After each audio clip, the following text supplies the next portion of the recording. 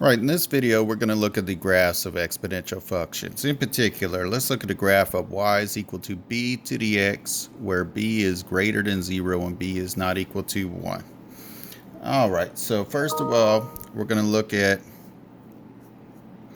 the case if b is greater than 1. If b is some number that's greater than 1, maybe it's 2, maybe it's 5, maybe it's 10, okay? Then when we look at y is equal to b to the x like this, here's what this graph is going to look like.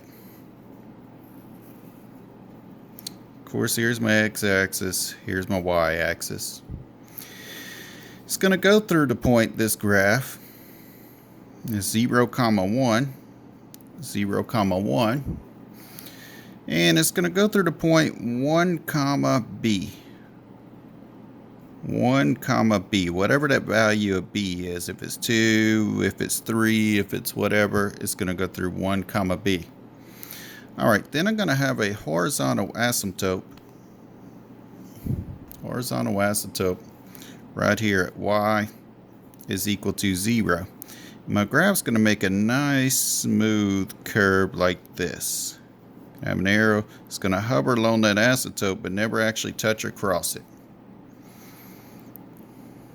All right, let's look now at the case. What if b is some number between 0 and 1? Okay, what is that graph going to look like?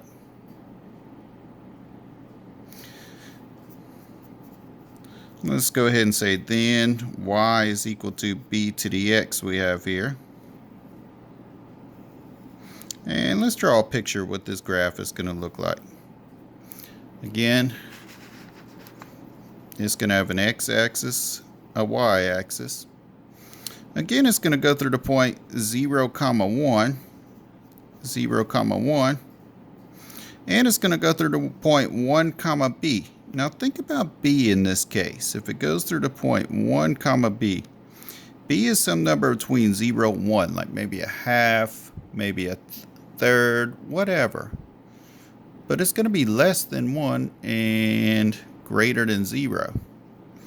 So that means whenever I go to 1, b, maybe I said b, 1 earlier. I meant it goes through the point 1, b.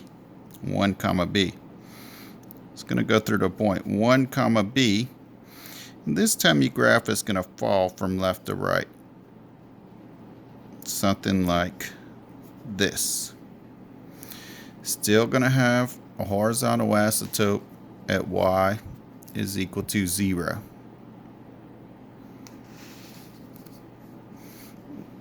Now, let's look at a domain and range here. My domain is going to be all real numbers from negative infinity to infinity. My range here is going to be from 0, not including 0 if it doesn't hit that if it doesn't hit that x-axis, to infinity. And for the other picture, let's find the domain and range. My domain is going to be from negative infinity to infinity again. And my range is going to be from 0 to infinity again. Now notice what they're talking about. They're talking about whenever people say it's growing exponentially, it's growing according to this function, according to this curve. Notice how quickly it grows. Like if you have a quadratic, it grows a little slower.